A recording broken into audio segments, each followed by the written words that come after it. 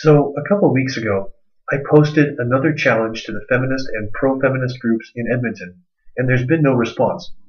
However, a neutral party in all of this decided to post that challenge on his Facebook page, encouraging feminists to take me up on my challenge.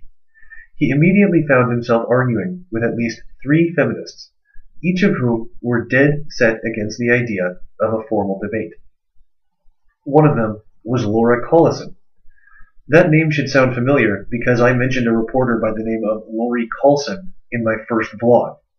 I'm going to go out on a limb here and assume they're the same person. Laura called me a joke and asked twice why she should bother debating me, and I want to address both of those things. First of all, I guess I forfeited the right to not be called a joke when I got drunk and walked down White Ave stark naked, so that's fair. Maybe she would have been justified in saying she refused to waste her time arguing with a crackpot if it was just me issuing the challenge, but it wasn't. It was me and Girl Writes What. She's not a joke. She's a really big deal. Now, to answer the question, why bother debating about things this guy has not thought very deeply about when there are real discussions to be had and real work to be done? Well, Laura, there's a few reasons you and your friends should accept this challenge. Anti-feminist groups have been getting more and more mainstream attention. Recently, Dean Esmay, managing editor of A Voice for Men, was a panelist in a Huffington Post discussion regarding female-perpetrated sexual abuse of children and adolescents.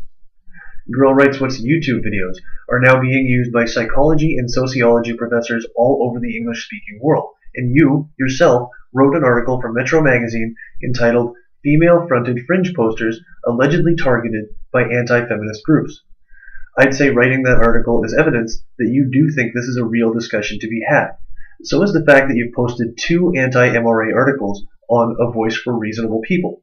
Lies Our Fathers Told Us, the men's rights movement in campus-based misogyny, which urges people to take the MRM seriously, and Why Men's Rights Groups Are Wrong, which is full of erroneous information about our movement. For example, we do not look to the 1950s with nostalgia. I recommend watching Barbarossa's video, Chivalry and Traditionalism, the Other Feminism, which I'll be linking to in the low bar. You're perfectly willing to talk about us, but when we extend an invitation to engage in civil discourse, you patently refuse. As we gain more and more traction and attention, feminists show the public more and more how unwilling they are to sit down and have a civilized conversation about their beliefs. Recently, protesters at the UFC physically blocked the doors of a building where Dr. Warren Farrell gave a talk. They engaged in a violent clash with police and yelled horrible things in the faces of people attending the talk.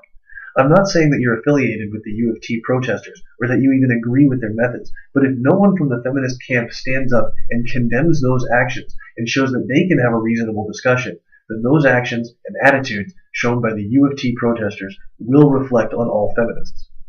Laura, I sincerely hope you change your position on this subject and accept our challenge.